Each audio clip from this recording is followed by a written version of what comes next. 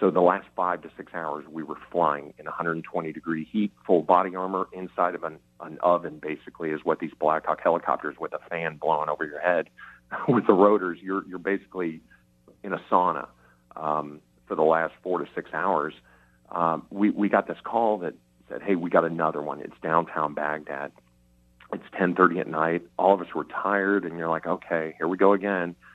And it becomes a routine. You kind of get complacent with it. Well, we finally asked, after they gave us the grid coordinates, what's the injury? And you hear gunshot wound to the face. And everybody in the cockpit got quiet. The 4 of us, the 2 pilots, my crew chief, and myself as the flight medic, got dead quiet for the longest 2 seconds. And then it was just instantly, you just hear one of our pilots, Roger. And everybody, like one pilot banks the aircraft and turns it around and heads for downtown. The other ones are flipping switches and making radio calls. Both myself and the crew chief, like my mouth went dry every time it's a really bad mission because, the lives are at stake.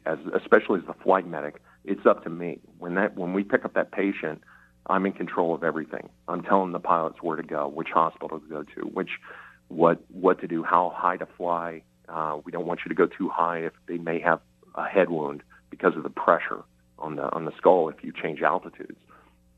And then the risk factor goes up if you're flying low in Iraq. And you add that into a blacked out cabin because you can't turn on lights because everyone's using night vision goggles, and you don't want the enemy to see you flying that low. So they have neurosurgeons about 20-minute flight up in a town called Balad, and there's a big Army hospital there. Plus, they have direct flights to Germany from there. So I realize that's where we need to go, but we also have to fly low.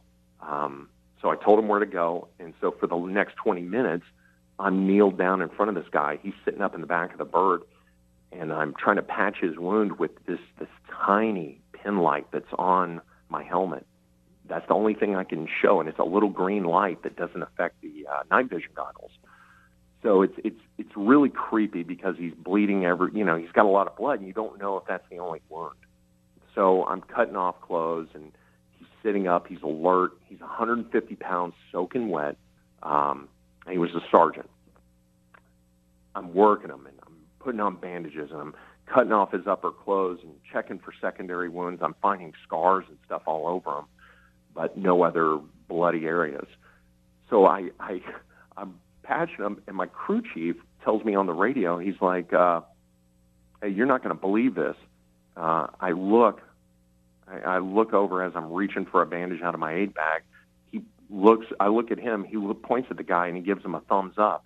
This kid who's just been shot in the face, does a double gun show. This young sergeant does a double gun show with his arms. Blew me away. I mean, I had to sit back on my heels for a second, like I'm witnessing a true warrior right in front of me.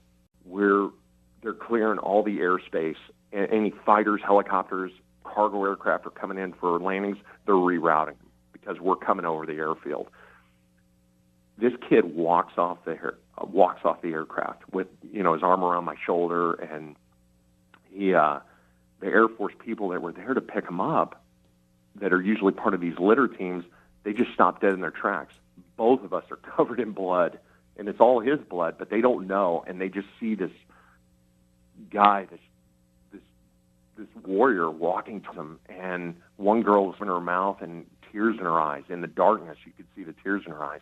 We walk into the emergency room there, and the team of doctors just stopped what they were doing and stared as we did this. And I dropped this kid off, shook his hand. He couldn't talk, and I gave him the patch off my helmet to let him know, because we never know any of these people that we pick up. We pick up, drop off, and go to the next unit. And there's so many units out there that you never know who it's going to be. Well, anyways, 4 days later, I'm up there in Balad at during a sandstorm, and we were down for about 5 hours.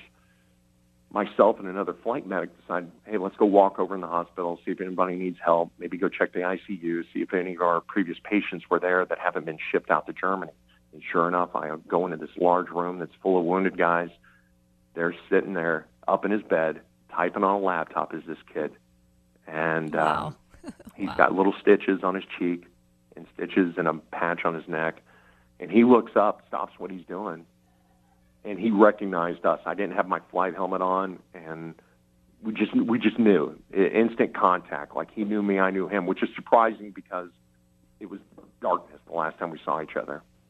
And a lot of times I don't want the people to remember because it, usually the worst day of their life. And he tried to stand up, and I went over, shook his hand, and we sat down and talked with him and tried to find out what was happening. And he was from the 3rd Infantry Division. We're 2 months to the end of the war. He's got all these coins, challenge coins, laid out on his bedside table, and they all had general stars on them. And I got to ask him about it, and he said, yeah, I was pulling security for one of our generals that was having a meeting with an Iraqi general. I got on the radio, was telling my guys to set up, and then turned my head, and bam, it felt like I got hit with a hammer in the face. And I said, well, so when are you going back to Germany? And you're heading home. Okay, this will be good. He goes, no, I'm not going. I'm staying. And I just kind of looked at him like, oh, you're staying? And he goes, yeah, my guys need me. This was, he told me later, this was his 4th Purple Heart at 24 years old.